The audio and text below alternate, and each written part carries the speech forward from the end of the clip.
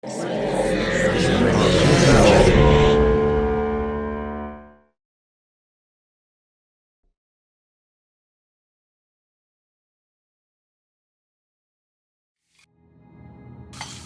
amor, ya me voy. No te preocupes, solo faltan 2 semanas. Luego retomaré mi horario normal.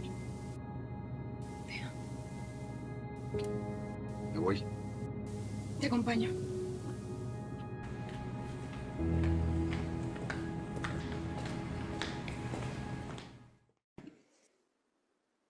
What's Next Door? The sound design and music really sets this ominous tone for this film, and it foreshadows that something bad is to come. It's really interesting how the perceived threat and what we perceive to be safe in the beginning of this film, the certain characters are flipped, and you really do not see it coming. And what appears to be something so innocent, like a barbecue, friends hanging out, is actually very sinister.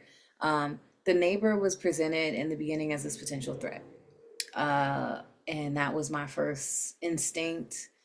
Um, Although I think the choice to have a disabled character throws you off a little bit because it's like you almost think, do I think that this neighbor is the bad guy because I have some sort of, is that a internal prejudice that is coming out? Like, there's something that didn't sit right with me about assuming that the neighbor was the bad guy. And I think it had a lot to do with the disability. Whereas I think if maybe he was able-bodied, my mind would have automatically went to, oh, that's the bad guy, that's the bad guy. But it was almost like they're trying to make me feel like he's the bad guy. Why? It made me question it. It made me question the choices, which is a really good place to be, because if I'm questioning when the sound design, when the way this guy is sort of like sneaking around all look like bad guy things, but there's something inside me that says, I don't think they would make that character the bad guy. And it makes me question who is the real bad guy, right? Which leads to this beautiful arc in the movie. So he's presented as this potential threat, but he actually ends up being the hero. And the best thing about him is he's an unlikely hero.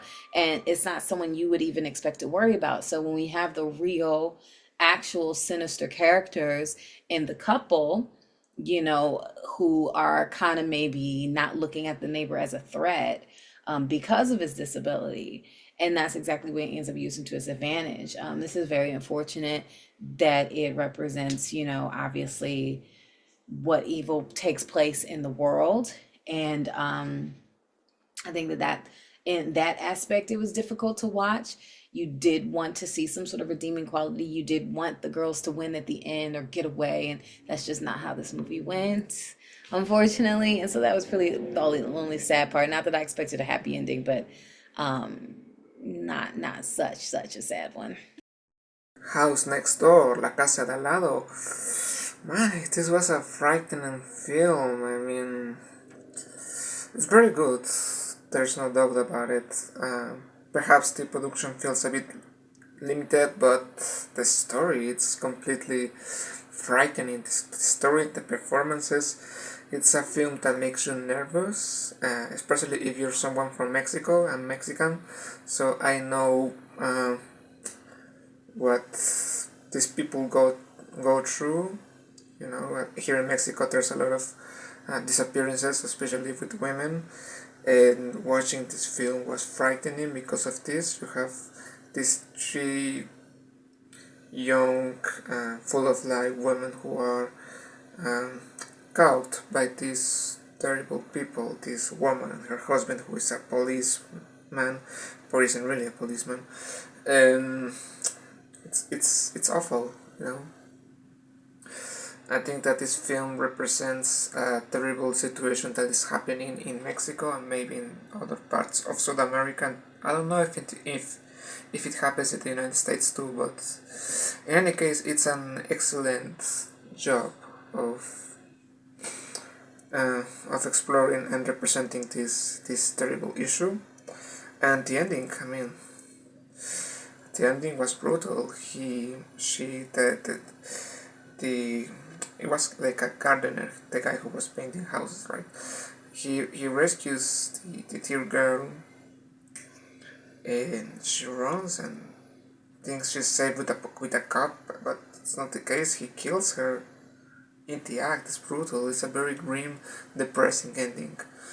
But again, I think that's what makes this film so good. It's very real. It's very honest. So well done. And it's too bad that we have these kind of situations in real life. Anyway, well done.